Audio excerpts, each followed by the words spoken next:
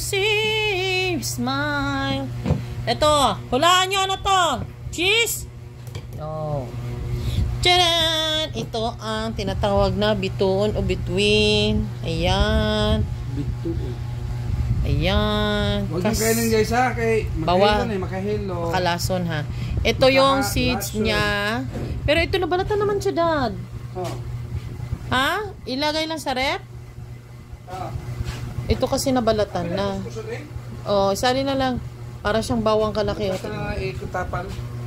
Oo, continue for tomorrow. Tomorrow, I love you. Tomorrow. Parang bukan yan siya. Yang niyog. Oo.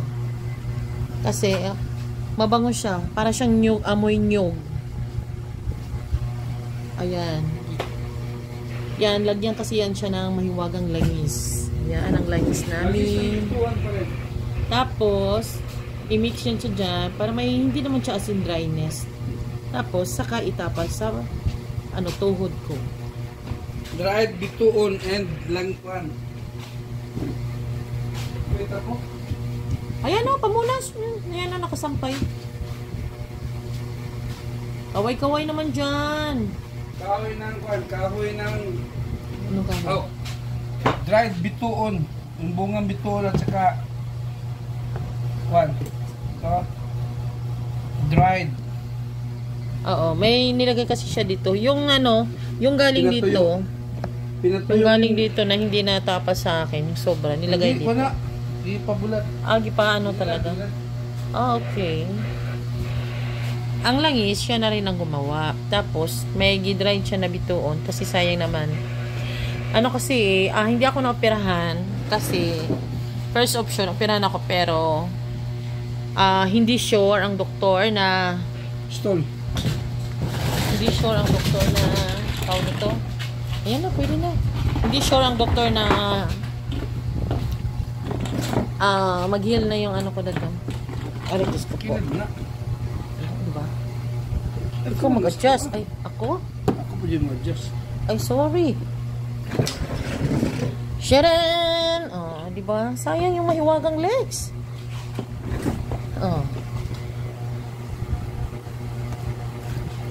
Ayan siya. Jan, jan, jan, jan. Jan, jan, jan, jan. Ito, Sel. Ito yung bituon, Sel, diba? Ganun siya kalaki. Star kasi siya. Star. Bituon o bituin. Dami kami nakuha. Ayan, sa ako. Yan. Tapos, binalatan. Kinuha dito. Natin. Para lang siyang nyug. Tapos, ito ang laman niya. Parang bawang kalaki. Pero binalatan namin to ha. Saka kinuskos-kos. Yan. At ilalagay nga dito sa mahiwagang tuhod. Ito naman yung langis. May nilagay siya ditong dried na diba? Parang lang din. Herbal. They called herbal. Walang pambili, walang pang-opera. Hindi, actually guys, na 2 beses ko na-disgrasya, natukod yung tuhod. Kaya, naningil. Naningil na ang tuhod. At ang sabi ng doktor, walang assurance na mag-okay yung operasyon. Nasa mga worth of 300,000. Sabi ng orthopedic. Ang second option naman is, inject yung tuhod ng fluid. 11K weekly. 3 session dad, no? 3 session ba ito? 4 session. Tapos, yun na nga, ayan na.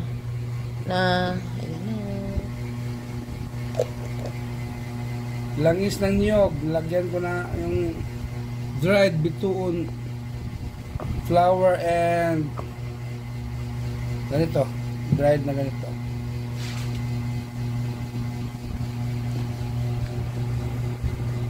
Yan siya.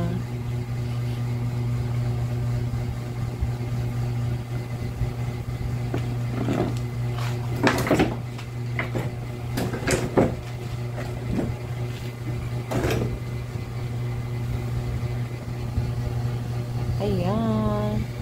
lalagay na. Sa ilalim.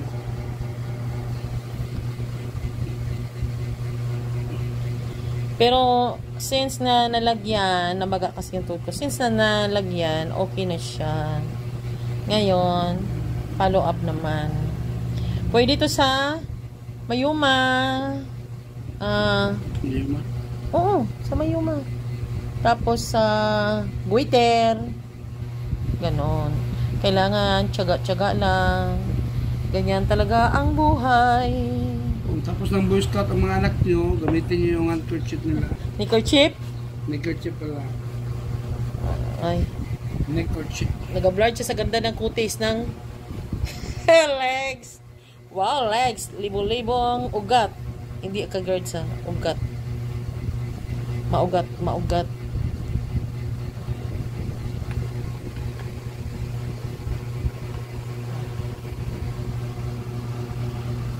Yan, nilagyan sa ilalim. Ipita sa buto. Yan. Ano isa? Ipita isa. Wait lang, wala siyang ano, wala siyang...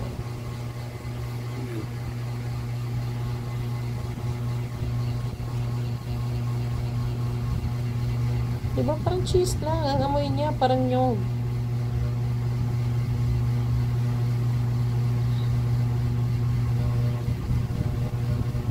Pile-pile, parang madyong. Parang madyong.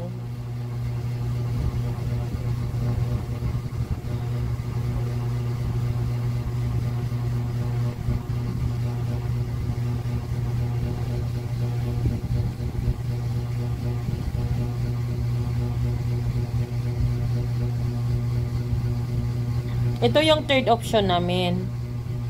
Kaya try namin, nag-success naman. As in, literally, namagana talaga yung tuhod ko. At yun ang nangyari. Okay na siya. Pero, syempre, alam mo naman, pilahan na ngayong sahuran. Yan.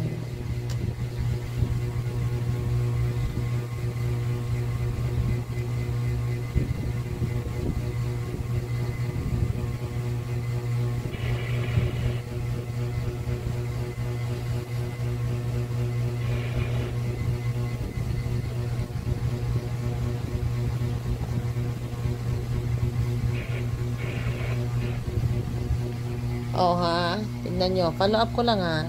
Ito yung bituon. Ayan. Yan ang bunga. Ano?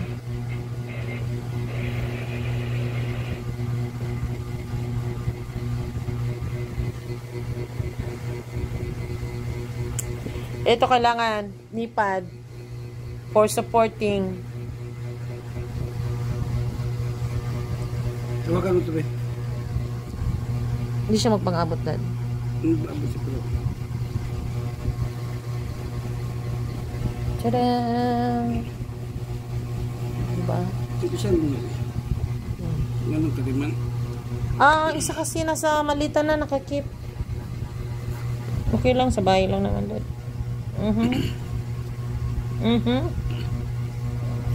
Sige, go. Saka. Yan!